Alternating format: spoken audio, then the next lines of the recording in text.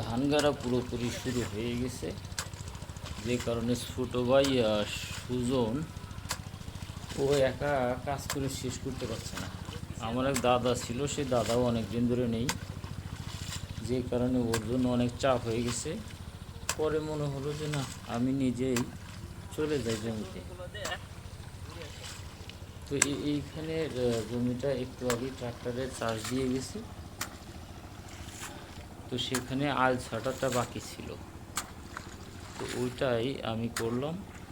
তো এর মধ্যে আবার এক ধাপ বৃষ্টিও হয়ে গিয়েছে মাথার উপর দিয়ে, মাঝে মধ্যেই বৃষ্টি হচ্ছে।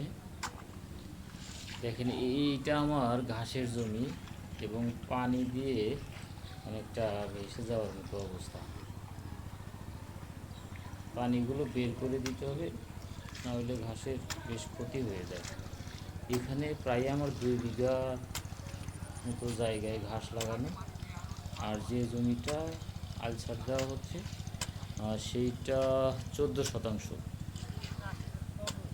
এই পুরো জমিটা আলসার দিয়ে আমি আবার অন্য একটা জমিতে চলে যাব, সেখানেও আলসার দিতে হবে।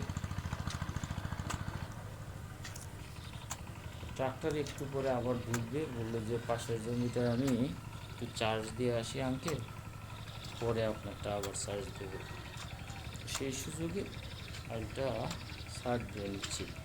আর আল সার না দিলে ঘাস হয়, মানে পরবর্তীতে এই ঘাসটা পরিষ্কার করতে গেলে দেখা যায় যে যেখানে হয়তো বা 2 কামলা লাগতো, সেখানে আর একটা কামলা বেশি লেগে যাবে। আর যদি এই আলটা সার দেওয়া হয়, তাহলে আইলের পাশ দিয়ে মানে আর ঘাস ওভাবে হবে না, হলেও ইজিলি পরিষ্কার করে দেওয়া যাবে। তো আইলের পাশ দিয়ে একটু উঁচু ছিল, যে কারণে এখান থেকে কোপ দিয়ে মাটিটা ভিতরে দিয়ে দিতে হচ্ছে।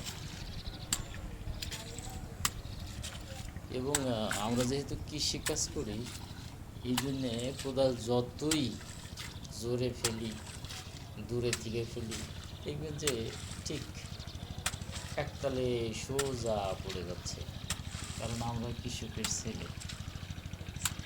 এই বিষয়ে আমরা মোটামুটি এক্সপার্ট।